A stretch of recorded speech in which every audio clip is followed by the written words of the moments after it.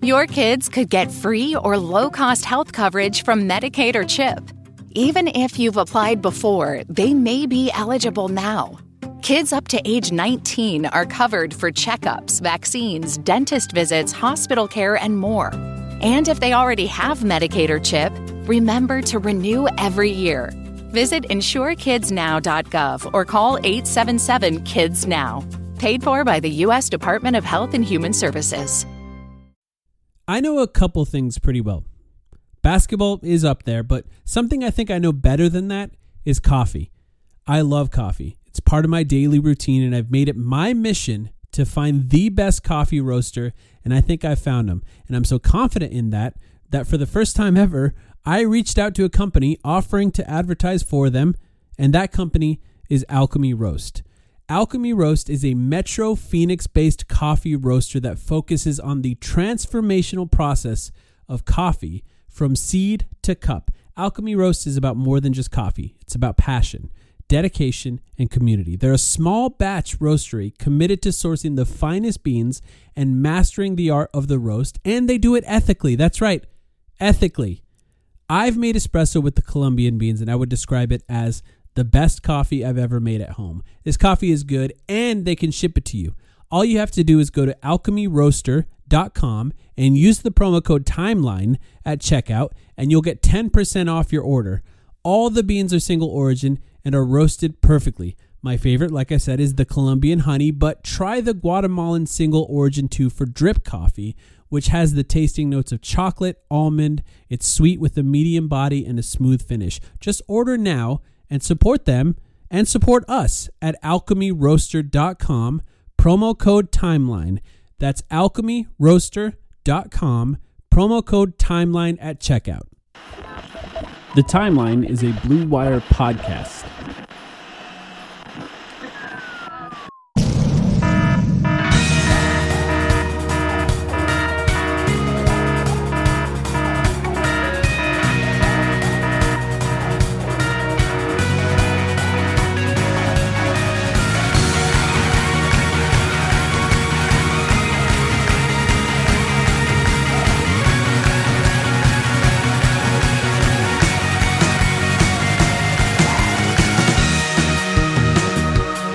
Welcome to the Timeline, a Phoenix Suns podcast. My name is Mike, here with Sam. And Sam, today we get to do our annual tradition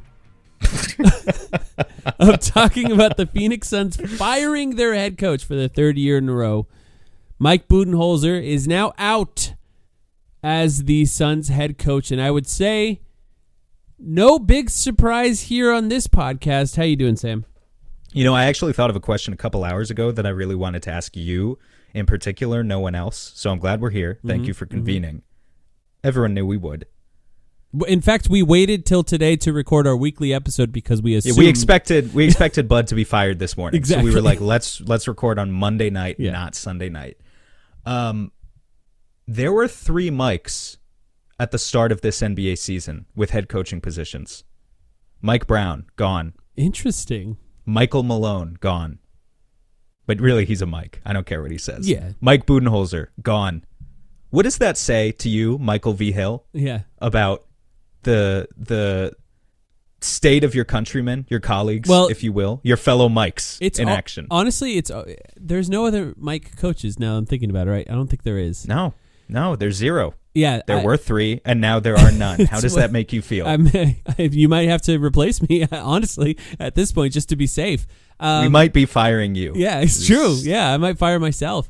I think that I was telling a friend recently how weird it is that there's no like babies that are born named Mike anymore, and how like eventually it's just going to be an old man name in general. So is that true? It doesn't seem like it. I mean, they're all like Hunter or Braden. Yeah, now or exactly, something. exactly. Mason Grayson. Yeah.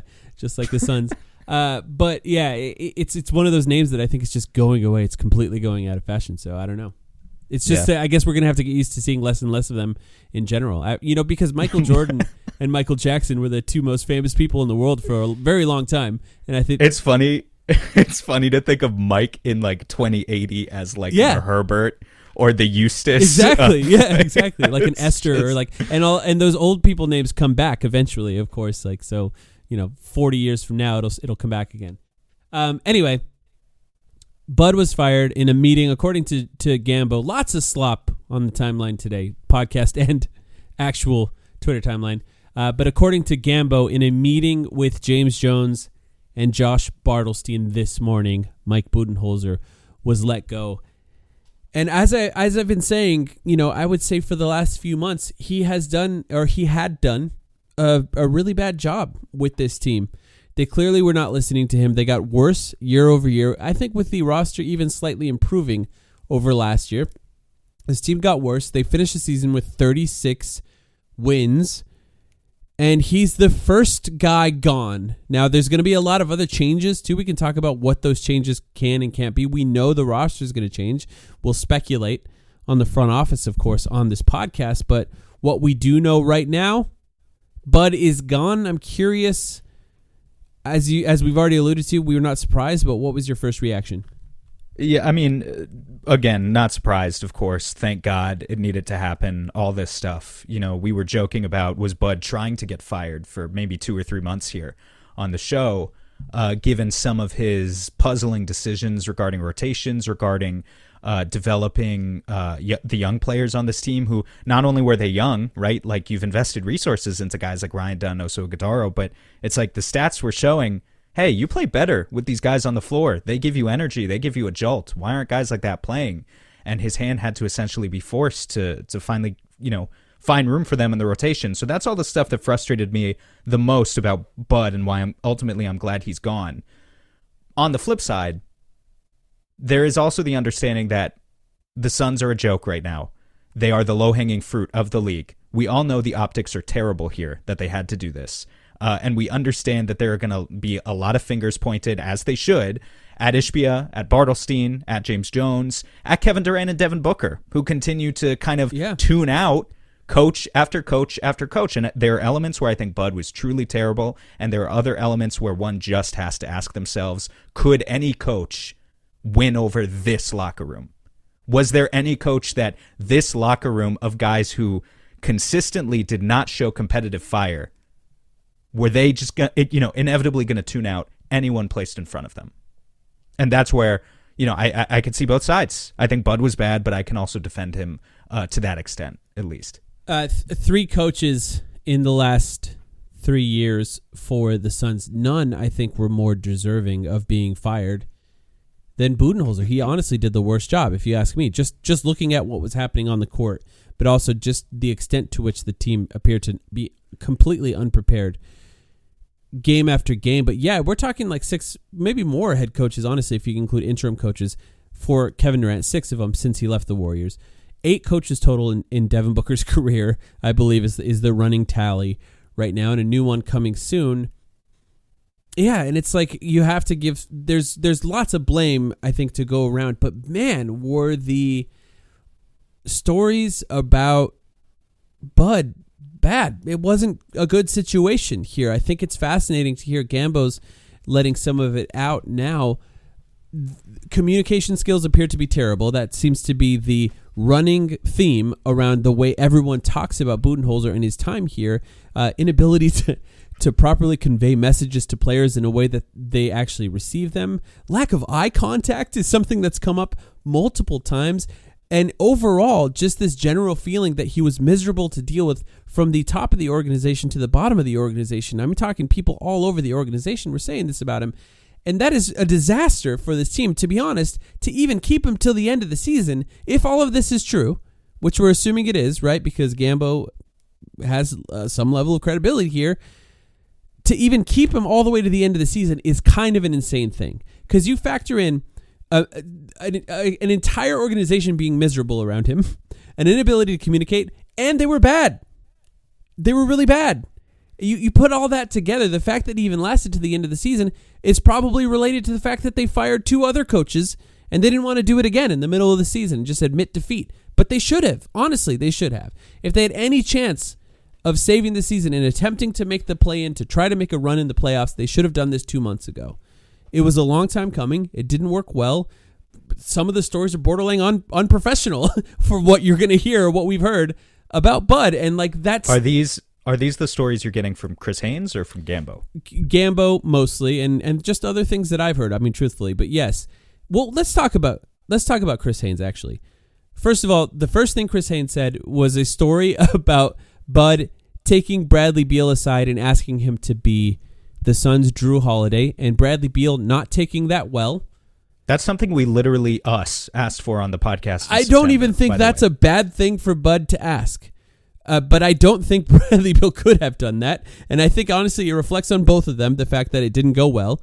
And that's not a very good thing to happen on this team for your third best. The thing about third best players on any team, we've talked about this time and time again, you have to adapt to the stars. You can no longer be the Bradley Beal that's on Washington when you're playing with Kevin Durant and Devin Booker.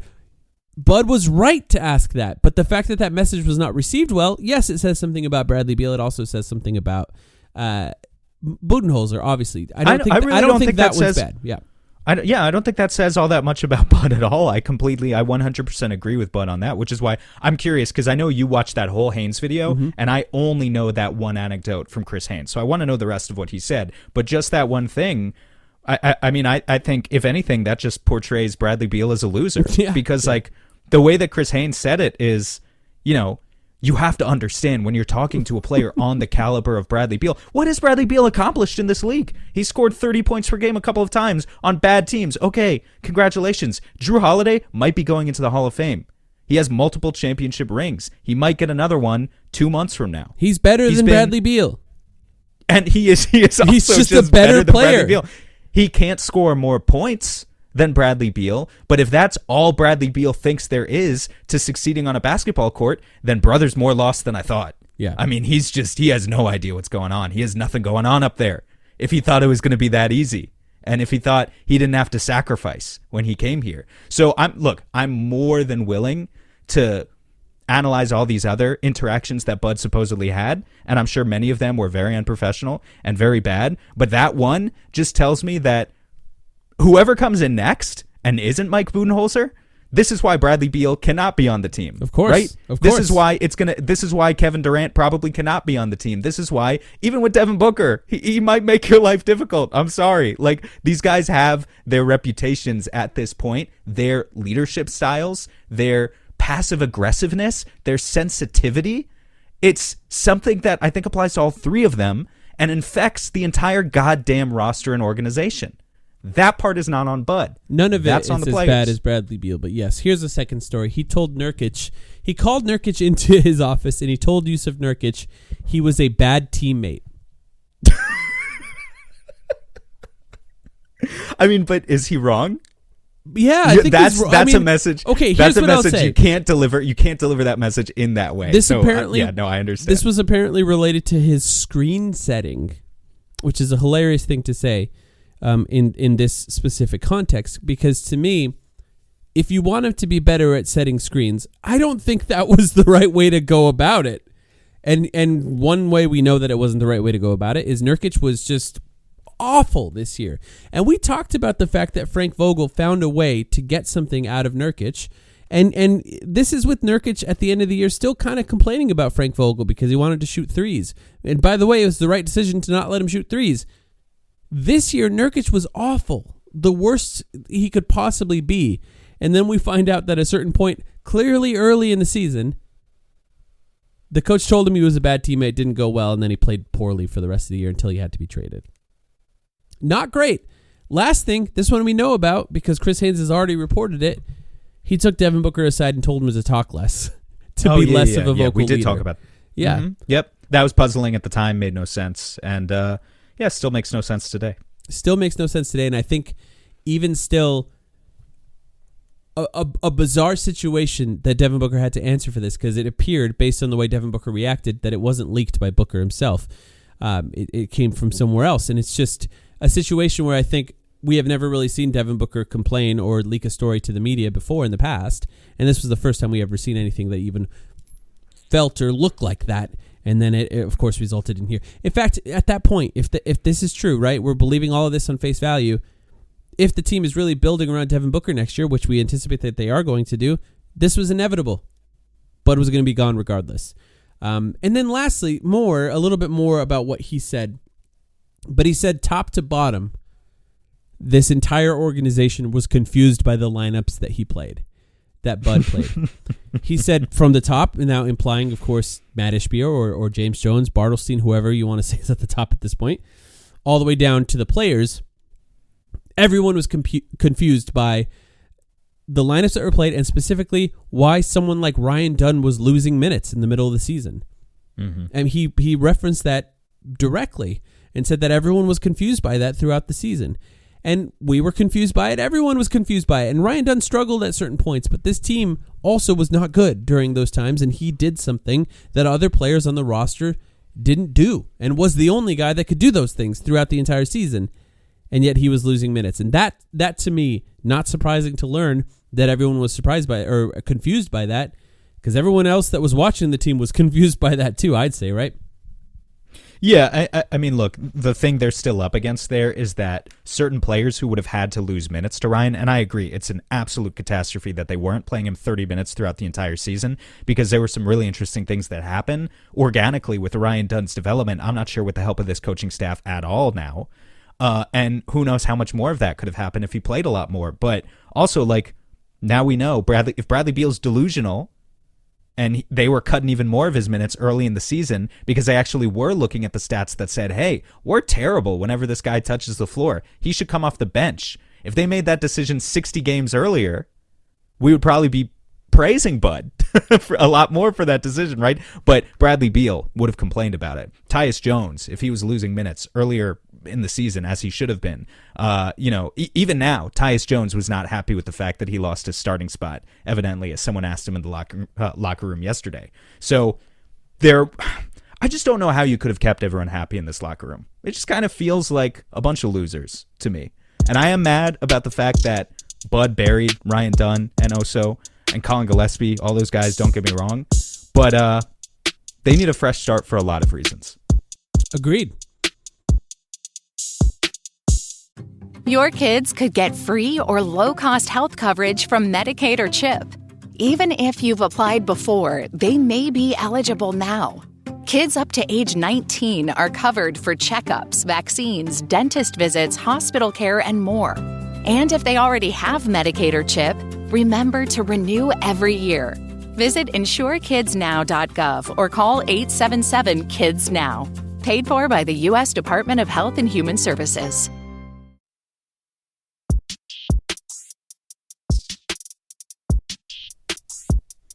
And that starts with hiring a coach, and I think that's where this conversation needs to go.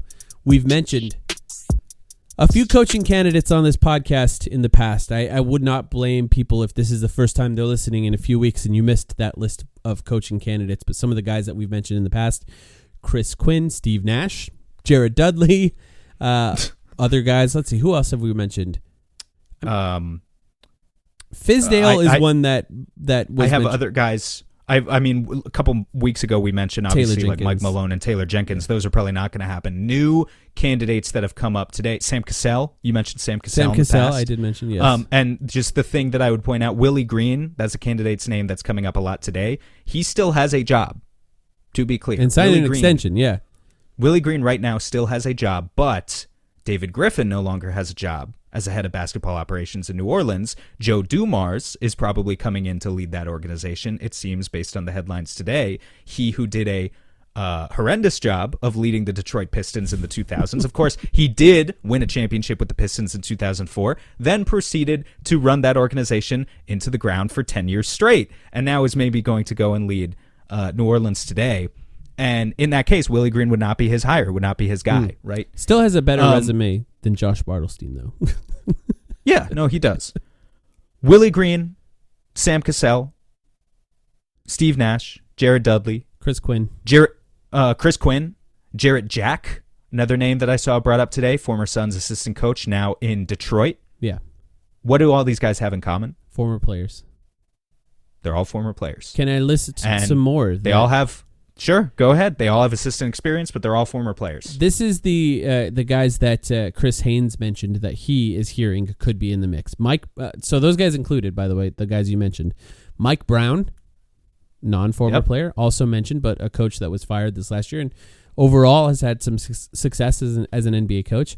Johnny Bryant, who is a Cavs assistant and also one of, I believe, Donovan Mitchell's favorite coaches. Apparently, that's something that people say, and has a really good reputation as a guy who is instrumental in the offense that the Cavs currently play, which I think is kind of relevant too, because putting together an offense that's really great with like two non-traditional style floor spacers is actually kind of complicated, and you have to have a guy who can design an offense around the players to best maximize them. So an interesting name overall. Sean Sweeney, who's currently a Mavs assistant, along with Jared Dudley, by the way. When did Sean Sweeney play? I'm not sure I recognize that name. Don't know. Fizdale, of course. Royal Ivey. Remember him? Royal Ivey. Yeah, a current Rockets assistant. And then he mentioned, like I said, Fizdale and Kevin Young, who I don't think there's any chance Kevin Young is coming. So, and also I believe Gambo's already shot down a couple of these names, right? Gambo shot down Taylor Jenkins, Mike Malone, and I believe Kevin Young.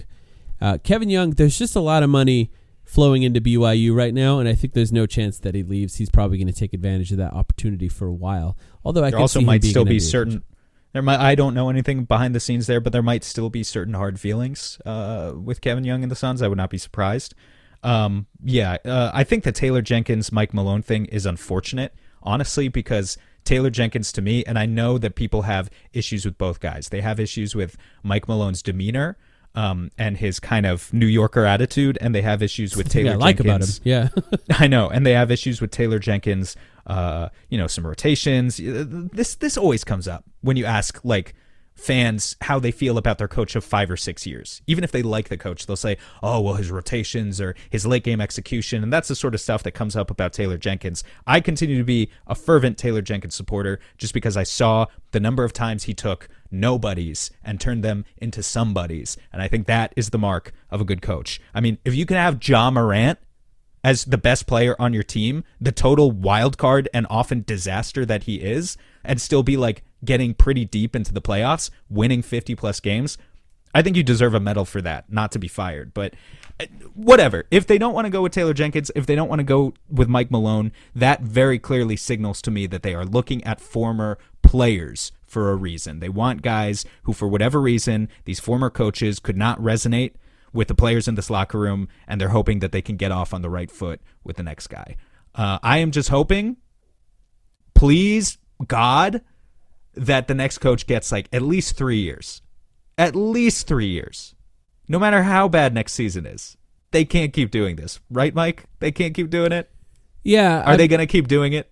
Well, it's an interesting situation, I think, for them to be in right now, right? Because we're assuming that Devin Booker is going to be on the team next year, and I think that's a really fair assumption, and we'll talk about how Sham's also sort of confirmed that in his reporting in a minute, but that means that they have to hire a coach, I think, that works well with Devin Booker, and the team has to sort of be built around that relationship, because that's kind of the future of what this team is going to be, at least for the next few years. A working relationship with Devin Booker and the head coach is probably the most important thing right now. It doesn't mean that Devin Booker needs to hire the coach, but it kind of means that he kind of does in some way. He at least needs to sign off on them, give them the thumbs up. Willie Green, we know there's a working relationship there. We know they get along. That's obviously going to be a guy that comes up. I've mentioned Jarrett Jack as well. Jarrett Jack, former that's a good Suns one. assistant. Yeah. I've mentioned Steve Nash, of course, on the podcast in the past, and I think there are rightful concerns about it. But one thing I don't think, by the way, if I just quickly on Steve Nash, one thing I don't think we can do is take his time in Brooklyn as an indication of how good of a coach he could potentially be. Now, I'm not saying it's guaranteed that Steve Nash will be a great coach, but I do think he knows how to communicate with people, and I think he really knows basketball and cares about it. And those two things are really important when it comes to being an NBA coach. But why did Steve Nash fail in Brooklyn? All I'm saying is, I'm going to make you say it. Why did Steve Nash fail? What happened? All I'm saying is Kevin Durant being on a team, there are 2 championship coaches that were fired just in the last 2 years on a team with Kevin Durant. Kenny Atkinson could win a championship this year. Yeah. You never know. Probably not. But Kenny Atkinson, Steve Nash, Monty Williams, Frank Vogel, Mike Budenholzer. Those are Kevin Durant's coaches in the past 6 Those seasons. are some pretty good coaches. Those are pretty good names. Yes. None of them have been able to reach him. I don't know. They were fired. Like, maybe they deserve to be fired or whatever, but like other coaches have been fired that ended up being good coaches at other places as well. So like it's not any indication. I just think that coaching that particular Brooklyn Nets team was a challenge in and of itself. Coaching whatever the Suns are going to look like in the future will have its own challenges, don't get me wrong, and probably the fact that they'll have a lot less talent than those kinds of teams, but maybe less ego. You know, stars have that sometimes, and it makes it a little harder. There's just the voices of stars in the room to coaches are going to be, in some cases, more powerful than the coaches. And in some cases, they should be as well. I'm not even saying that it's necessarily a bad thing, but I do think that those are unique challenges that exist on those types of teams that are likely not going to exist on the Suns next year. And depending on what the roster looks like, maybe some of these coaches would be better than others, honestly. And maybe, I don't think they're going to wait to find out what that roster looks like. They're probably going to hire a coach and then have that coach's input on what that roster is going to be next year. I can't imagine. That's actually a really important point, I think, of what is the order of operations here. That's on everyone's mind, right? And there's a clear next step that happens. Well, actually, okay. If you're gonna fire Bartelstein, does it happen in like the next week? Does it happen after a Bradley Beal buyout? Right? Like, what is the order of operations? What comes next is where I wanted to go with this conversation in general. Because you said fire Bartelstein as if that's going to happen. It's not. The question is, are they going to fire James Jones? I think is the question. Well, they don't. Okay, the reason I didn't. I'll just say the only reason I didn't use the verbiage there, fire James Jones, is because his contract is coming to an end. Firing in June anyway. It's dismissing. It's firing. I don't know. It's a little bit different. It's not re-signing. It's the same thing. Effectively the same thing in basketball terms. But they don't have to make that official designation for a couple of months. Yeah, I mean, it doesn't really They don't matter, have to say right? They don't have to say anything publicly. Well, it does matter because they don't have to say anything publicly about what they're doing with James Jones for a while. And in that time, they could be hiring a new coach. And they could be buying out Bradley Beal. And maybe James Jones, was never going to be involved in that discussion regardless, because maybe he truly is just a figurehead at this point. And Matt Ishbia and Josh Bartelstein call all the shots. We don't know. We've suspected that. We've hinted at it. Well, let's talk about that. We don't know. There's reporting today about that. Because obviously there is going to be reporting related to the Suns firing. We anticipated this. There's been a Sham ESPN article.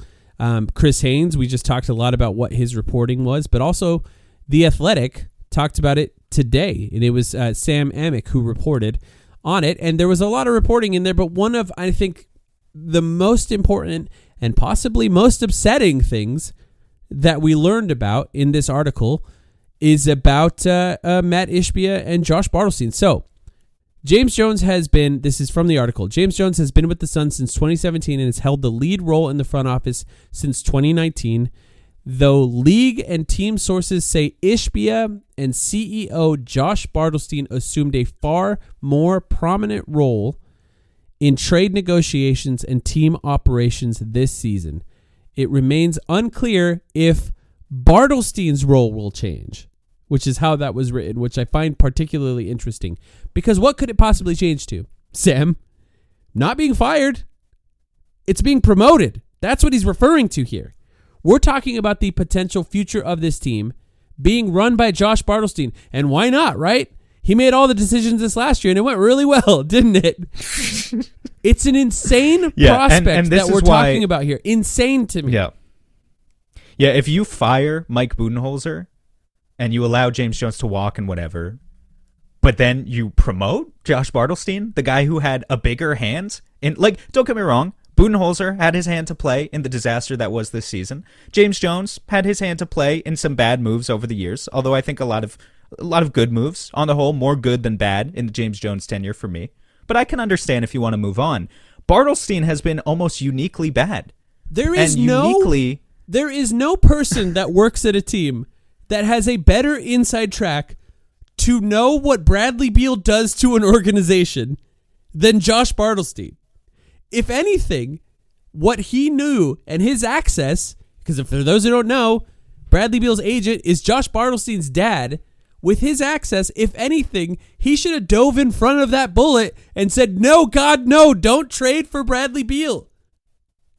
He didn't. Like, we have to assume. As far as we know, he's the one who pushed for it. We have to assume that. How could we not assume that? He has direct access to his agent. And now, lead role, essentially, in these trade negotiations is now the two guys that I honestly expected it to be this season. Like, if you just look at the last 2 years of this team, since Matt Ishbia took over, and said, does this seem like a bunch of James Jones moves? They don't. Everything we've learned about James Jones says that this team has not been run by him since Matt Ishbia took over. And it's clear now, and we have reporting that points to it, that it's Matt Ishbia and that it's Bartelstein. And look, I understand from the perspective of Matt Ishbia getting to a team and saying, I need someone who I trust to be in this role, or dare I say, a puppet that I could control to be in a role here. But let me just read a resume of James Jones real quick. He's a 14-year NBA veteran. He's a 3-time NBA champion, and he's the 2021 Executive of the Year in the NBA. James Jones understands what champions look like, understands how to build a finals team because he did, and he played in the NBA for 14 years. I read Josh Bartelstein's Wikipedia today. Sam, did you know he was a walk-on for Michigan State? Or for Michigan? Yeah, I knew. I'm sorry, Michigan. I knew that. I'm not going to... Here's the thing. I don't think it matters when you're an executive, so I'm not going to hold that against him. No, I think it does. He's a 35-year-old who has zero experience in the NBA. Look, the one team he was with... Zero experience in the NBA is fine. If he doesn't have prior front office experience, then that's a detriment. I don't think what about you need 7 to be a years former with NBA Detroit when they were GM. terrible? I just don't. I think it matters what experience you have in what organizations that you worked with. I really do. I think that this is a resume that actually matters. James Jones, understanding what championships look like, understanding what champion teams look like, that actually does matter. And I just don't think that Josh Bartelstein has it. And I think the most likely scenario, for those who have been asking for James Jones to be fired, one thing they point at is Tyrese Halliburton. That's like the main thing that people are going to point at. And I'll just say this to you. Like, there is not a single general manager that has a spotless draft record. In fact, most people that are saying that James Jones deserved to be fired often bring up Bob Myers. Bob Myers, his last 2 drafts were not good. Bob Myers has a worse... Well, I don't know about worse, because here's the thing. James Jones has never drafted a franchise-altering talent, but he hasn't really been given the opportunity to take many players in that position. Bob Myers has been given several top 10 picks, and he's certainly blown his fair share of James them. Wiseman and Jonathan Kuminga. Yes, that's like on a team that tanked in the middle of his player's prime in order to continue being good. What we've seen from James Jones is that he's picked a lot of guys on the margins, and in those situations, he's done a very good job. Cam Johnson panned out. Ty Jerome didn't pan out on the Suns. Now a very good player, though. Jalen Smith is an NBA player. No, he is not Tyrese Halliburton, but he is an NBA player. Far better than a lot of draft Twitter would have had you believe at the time when that happened. When there were guys who were like, I have Jalen Smith in the 40s. I can't believe they did this, Tumani Kamara, picked in the 50s. Tumani Kamara, incredible hit. Ryan Dunn and Oso Ighodaro, good hits for where they were drafted. So, like, James Jones, no, not a perfect resume. Compared to Bartelstein, if Bartelstein is the guy who's promoted here, then we've gone in the wrong direction. Led to your point, the conversation Mike. in trades where they traded way too much for Bradley Beal. Way too much for Bradley Beal. It's just an insane situation that we're looking at. I think it's the most important thing we learned today. I really do. Because I think the most likely scenario if they fire James Jones is that Josh Bartelstein is promoted.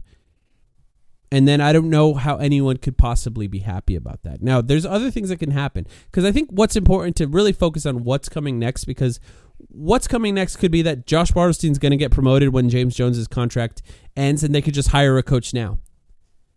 But if they're not going to do that, if they're going to hire somebody else to take over this office, fire James Jones, and Josh Bartelstein sort of stays in his business operations role, which, by the way, okay.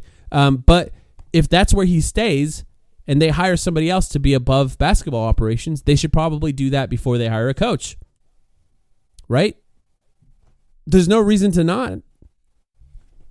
Yeah, no, they could do it right now. And then if you hire a coach, then you figure out the roster with the coach at that point. Because if you hire a coach and then you hire a front office executive, That's weird. That coach is already like a lame duck in a sense. Like it's like that was not picked by the person that's in charge. They have to have a relationship where they're all on the same page. That's how culture is built from top to bottom. What else is next, though? I will say, Sham went on ESPN and immediately said everyone is up to be traded except Devin Booker. Devin Booker is staying.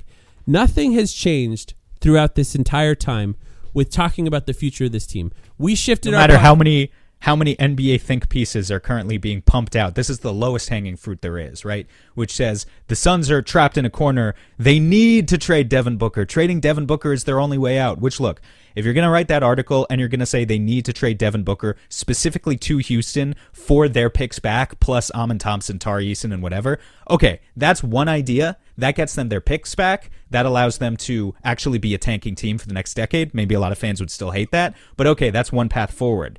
Any other idea about trading Devin Booker right now where the Suns still would not have their own picks is just a non-starter. It just can't happen. Maybe he gets traded 2 or 3 years from now if this whole like short-term retool thing doesn't happen. But otherwise, this notion that they have no choice, they have to trade Devin Booker right now, it's nonsense. It's bullshit. Don't listen to it. They got to hire a coach. The future of James Jones is uncertain. It's not like he signed an extension or there was some sort of statement released about him today, right? We don't know what his future will be. The guy who appears to have the owner's ear the most is Josh Bartlestein, someone who apparently was involved in every poor decision the Suns have made over the last 2 years. That's the one thing that we also learned today. But Devin Booker is staying. Like, that has not changed, right? This is something that Sham has said.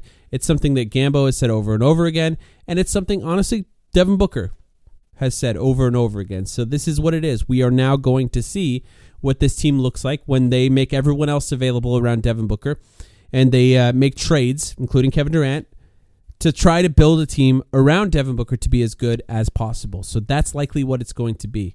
The other side of that, Bradley Beal's future. What will that be? I think we're pretty sure about what that's going to be too. I think going to be Welcome to Iceland with Tyshawn Alexander, who we talked about on our midweek pod the other day. We found out he's still playing basketball in Iceland. Bradley Beal. That's your future. It seems he's going to be waived. It seems he's going to be bought out, essentially. Some version of both of those things. Bradley Beal is owed, I believe, $111 million over the next 2 years.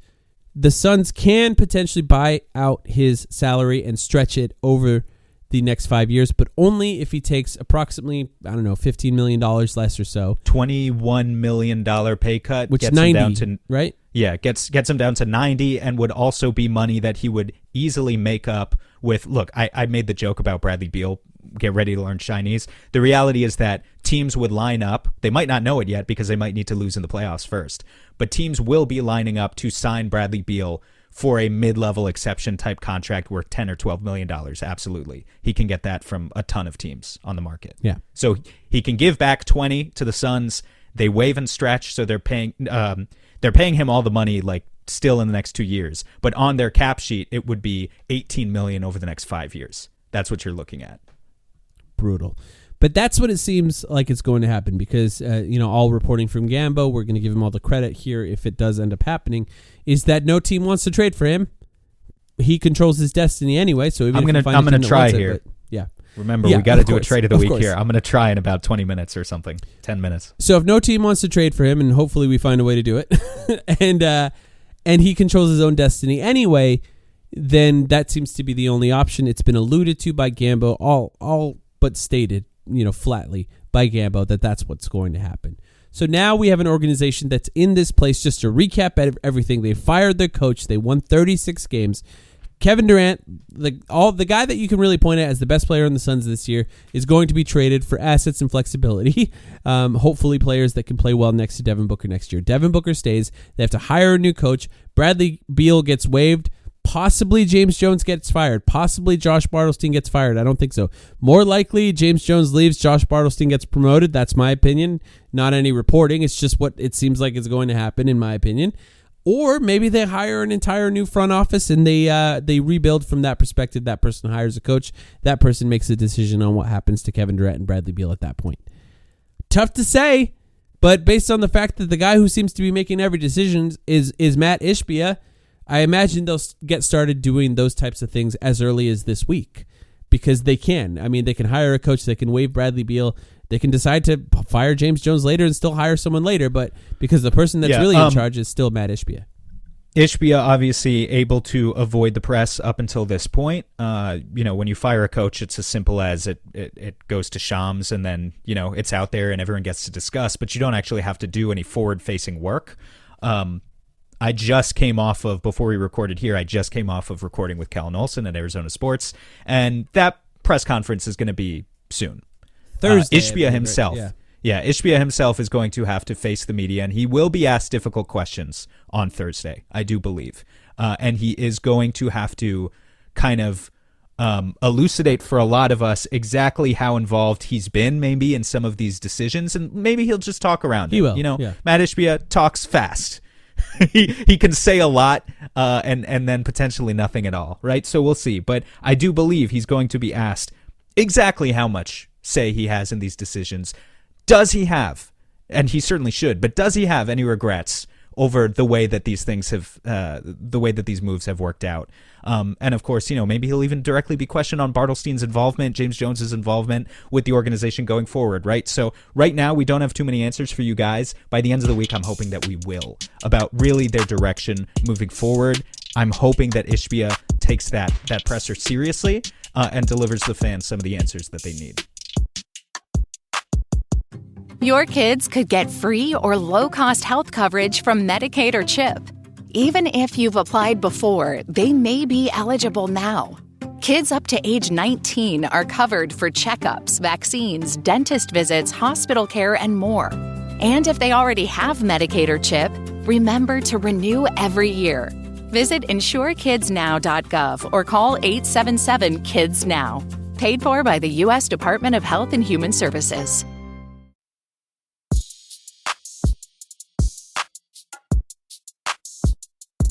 You want to make a trade? I will make a trade. Before we do that, though, let's just, real quick, because you're talking about Devin Booker and the prospect of building around Devin Booker. Let's set aside the notion of, the Suns being a contender next season, because we all know that it would take, an actual Cinderella story, a miracle for that to be the case. I think our primary focus is let's just go from being bad to good before we focus on being good to great. Mm-hmm. A good team built around Devin Booker looks like what, in your opinion? I think they still need a secondary star. I agree for sure. And I think that they need a secondary star who can play make, whether it be a pure point guard or, a Sabonis type who we talked about, someone who can play make out of the post. And then outside of that, it's just like athletes, right? Well, I honestly think they need speed. I honestly still think a point guard is actually necessary, like a star level point guard, if they can get that. I would do that even before a center who can play make if you had to choose one or the other, because that's kind of how assets work here. This trade that I have here does not deliver you a point guard. Does absolutely nothing. Well, the other thing I'll say is having a center who is capable as a playmaker is helpful when he gets trapped, which will definitely happen, especially if there's no star point guard. So he's going to get trapped all the time. So if you can't build that way, you got to have a center who can do that. But I also think a team that can play fast should be a priority. So a team with athletes who, if you have some level of size, I don't want to overcorrect like the Suns have done every year, but they've been way too small this entire KD run. So if you can find a way to add some size to this team so they can play a little bigger and not get completely overwhelmed with size every time they play a team, I think that would be pretty helpful. So athletes, speed, and obviously shooting still matters in the NBA, but really volume is almost more important than overall percentage. So teams that are willing to shoot still matters. Shooting is always going to matter in the NBA, but I just think this was a fantastic case for us to all look at, a fantastic example of the idea that the Suns this year, they were efficiency merchants. You can have this team that shoots better than most teams in the NBA from almost any spot on the floor. But if you don't play with the right pace and you can't stop anybody and you don't have the size to rebound, you're going to lose the possession battle every time. And it doesn't matter how efficient you shoot, how many 40% 3-point shooters you have. Eventually, it's going to show up, the imbalance in the box scores, right? So this was a really, really efficient shooting team this year that they had that was entirely unsuccessful. And that doesn't mean the team next year should be all 20% three-point shooters. I just think it's interesting to think about, right? Yeah. In terms of what they need to prioritize. Okay. Before you get to your trade, let me just say, we've made team trades, so like 2 team trades over the course of this podcast in the last month and a half, 2 months, but really. We've made 3 team trades over the last month and a half. Last week, I made a 4-team trade. You did make a 4-team trade, and that's what inspired me. And you said, yes, this week on the podcast, and we're going to do it now, even though this is technically like an emergency episode. We can't skip it now. You said you're going to come back on this episode, and you're going to have a fake 5-team trade prepared for us. Is that what you have for us today? I do. I do. I racked my brain. I don't know if it's realistic. Right? I do my best with these. I go to Spotrac. I know it's realistic because I know the money works, right? It's legal. It's legal. The money going in and out works. It's legal. We're going to talk about each team's motivations, okay? But what I really wanted to focus on here, and next week it's going to swing back to you, and I think you're probably going to have to talk about Kevin Durant again, or you have other options, right? Because if the Suns end up waiving Bradley Beal, then they'll be out of the second apron. And if they're out of the second apron, well, now you can aggregate, say, Royce O'Neal and Grayson Allen, and trade them for $30 million of something somewhere, right? Or you can aggregate them with Kevin Durant and trade for $70 million of something, right? That's the advantage, the flexibility of being out of the second apron. But before we get to that point, before we just accept our destiny that Bradley Beal has to be waived, and it has to be something that we're going to eat on our cap sheet for 5 years, I wanted to give one last crack at it, okay? One last crack at a Bradley Beal trade. Are you ready to go? I would love, first of all, I would love to even hear about it and imagine it since it appears to not be happening. So give me one last moment of joy. Yeah. One last moment of joy. 5-team trade. Here we go. The Washington Wizards receive Bradley Beal. He's going home. All right. Play the song. He's coming home. In addition to Bradley Beal, they receive a 2027 first-round pick via Phoenix from the Cleveland Cavaliers. So not only does Washington get Bradley Beal, they also get one of our picks. What could we be receiving for this? You must be wondering the machinations going on in your mind. It's crazy. Well, I'm not going to tell you yet. Team number 2, the Detroit Pistons, not the Phoenix Suns. Mm-hmm. The Detroit Pistons receive DeMontis Sabonis. Whoa. Okay. This is an all-star trade now. Okay. It's a total all-star trade. Sabonis not going to Yeah. the Suns, and I love Sabonis. I do. But realistically, I could not find a way to trade Bradley Beal for DeMontis Sabonis. I'm sorry, that's just not happening. Right. So DeMontis Sabonis going to the Detroit Pistons alongside Anthony Gill. Team number 3. Where should I introduce the Suns? Should they be team number 3? Sure. Should I tell you? The Phoenix Suns get one player in this trade. He is not from the Washington Wizards. He is not from the Detroit Pistons. He is from a separate team. They are called the Utah Jazz, and his name is Lauri Markkanen, going to the Phoenix Suns. Okay. Team number 4, not the Utah Jazz, the Sacramento Kings. We got to send the Kings something because they're giving up DeMontis Sabonis. Mm-hmm. Sacramento Kings are getting Jalen Duren. They're getting Ron Holland II. They're getting Tobias Harris, and they're getting Sadiq Bey. Interesting. Team number 5, the Utah Jazz. They're getting Jordan Poole. Okay. They're getting Rashawn Holmes, and they're getting a 2028 first-round pick via the Detroit Pistons. Now, it's a lot of information to absorb. Let's break it down slowly, team by team, what goes in and what goes out, right? I'll break it down for you. Let's start with Phoenix, right? Phoenix, you're sending out Bradley Beal and one of your first-round picks that you remember you traded the 2031 first-round pick so that you could do this. You traded it for 3 bad picks. You're trading Bradley Beal in the first-round pick. You're getting Lauri Markkanen. I think. What's your immediate reaction to that name, Lauri Markkanen? That would be an absolute steal of the century. You're getting a player. Trading out a player who's awful for a player who's great. Well, so the interesting thing is Lauri Markkanen has not been great this year. I believe he's great. He went down from 48% from the field last year to 42%. He went down from 40% from 3 to 35. He still takes a ton of threes, but he went down from 23 points per game to 19. He's also 27 years old, so theoretically he should be in his prime right now. But of course, this is the thing about Lauri Markkanen, is that the Utah Jazz are fucking around with his prime. 2 consecutive seasons, the Utah Jazz have held on to this guy, and they have shut him down with 15 or 20 games to go in the season while they tank. That cannot be good for your mindset. That cannot be good for your production. And you have an opportunity to potentially trade for a guy here who, let's be honest about the Jazz, they're not close to contending anytime soon. So they might need to sell Lauri because he's ready to go and compete somewhere and win somewhere and take a lot of threes and be a 7-footer who does that. But they have not remotely tried to compete really while he's been on their team ever since he was, of course, an all-star going back, I guess, 2 years ago now was when he made his all-star appearance. And if they trade him now, it would sort of be at the lowest point of his trade value, I think. But that relationship is becoming fractured. Okay? So that's where we start. Phoenix is getting a guy who's really good at sort of the bottom of his value and then hoping that they could reform it so that he could once again be a 23, 24 point per game guy who takes 1 million threes a game, who has experience, by the way, because he used to do this in Cleveland and a little bit in Utah too. He can play small forward. He's 7 feet tall. He can play small forward. He can play power forward. Yeah, you're adding size. You can construct, not that he's the greatest defender ever, but he's passable. He's pretty good. And when he's on a team that's competing, he's pretty good. You can construct lineups around Markkanen that are really, really big, which is exciting.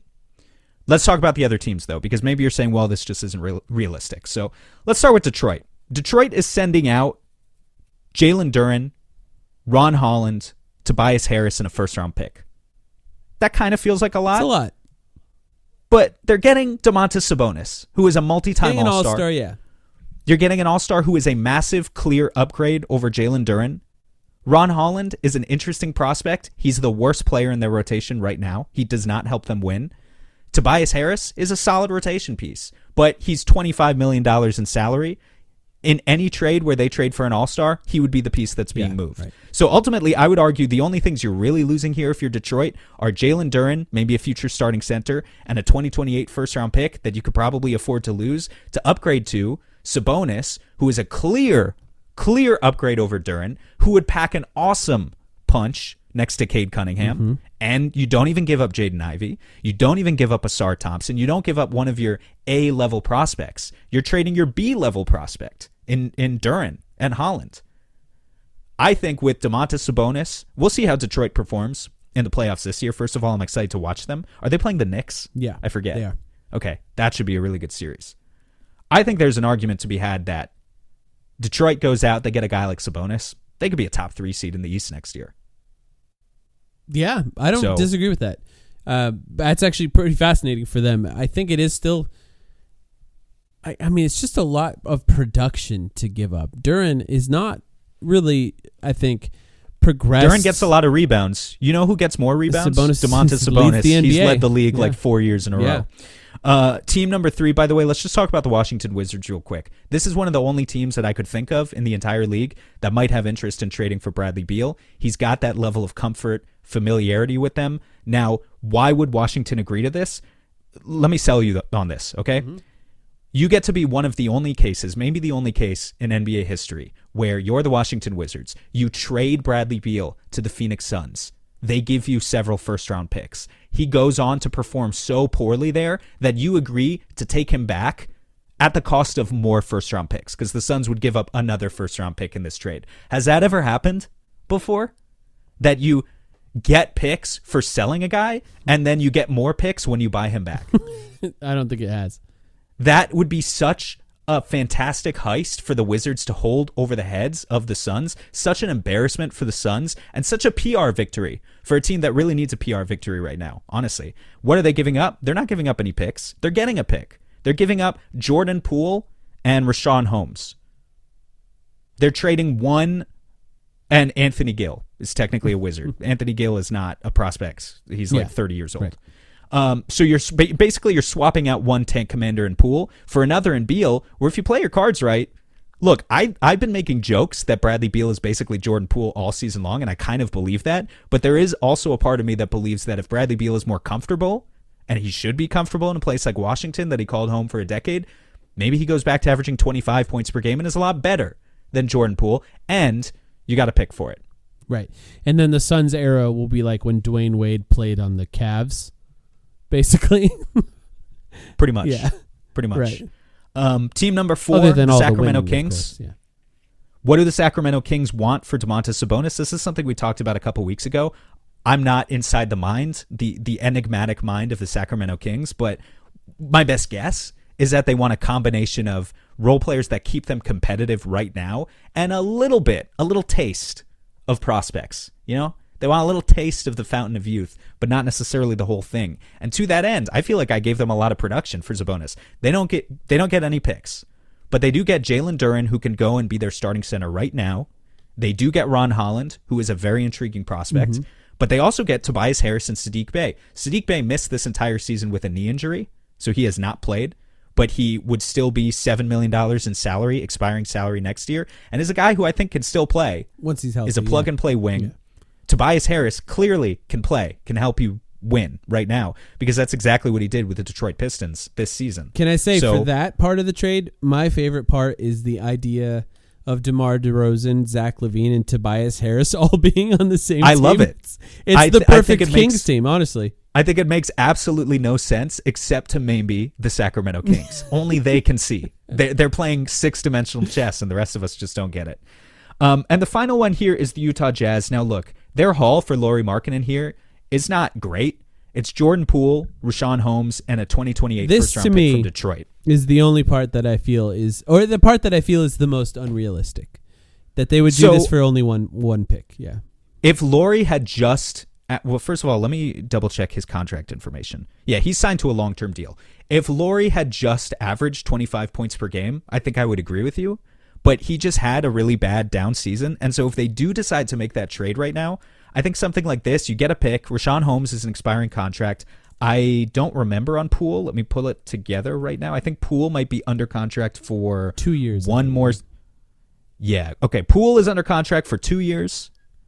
And then Rashawn Holmes would be like $14 million of money they get off the books next year. And they get a first-round pick. I don't know how much better they could do for that right now.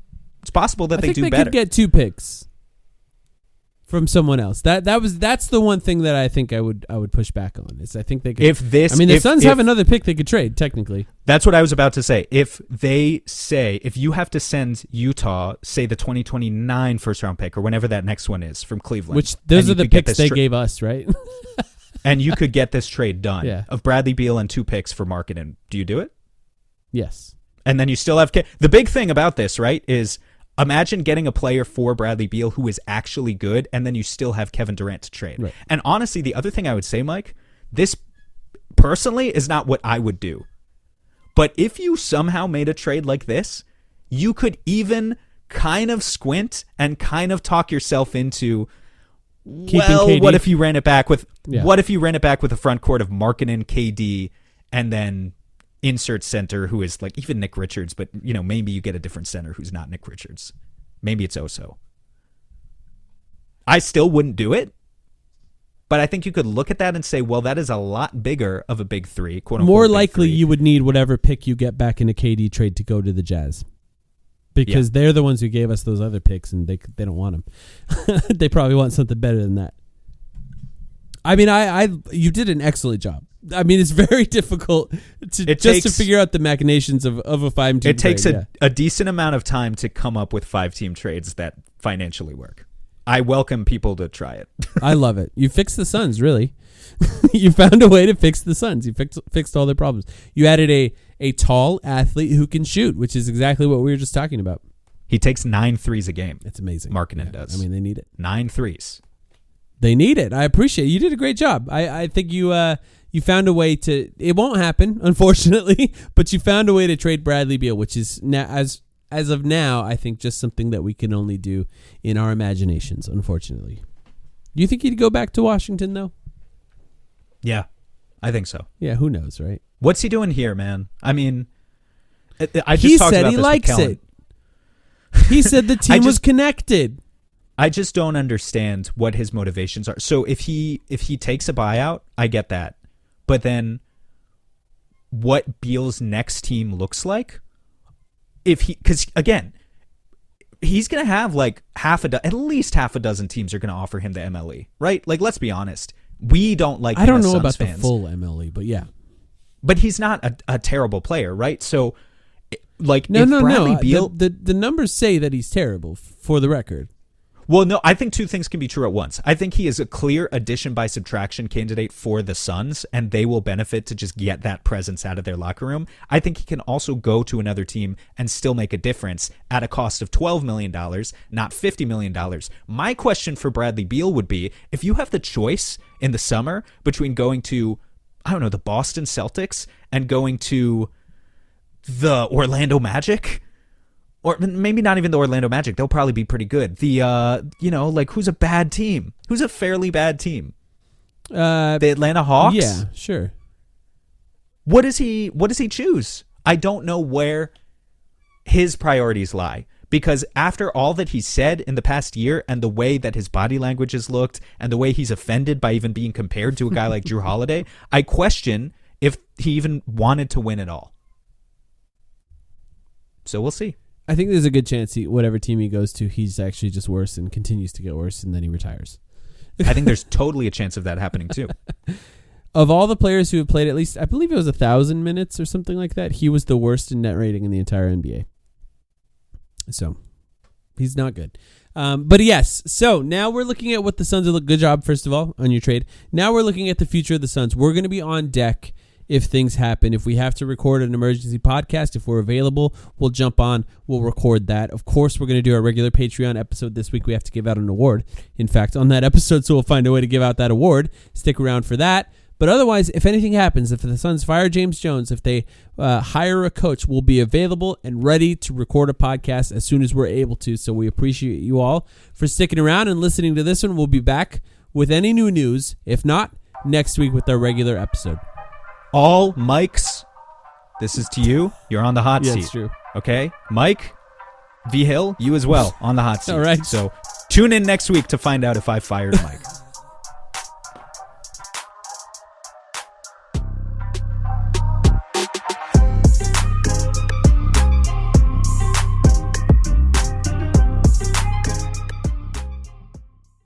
Your kids could get free or low-cost health coverage from Medicaid or CHIP. Even if you've applied before, they may be eligible now. Kids up to age 19 are covered for checkups, vaccines, dentist visits, hospital care, and more. And if they already have Medicaid or CHIP, remember to renew every year. Visit insurekidsnow.gov or call 877-KIDS-NOW. Paid for by the U.S. Department of Health and Human Services.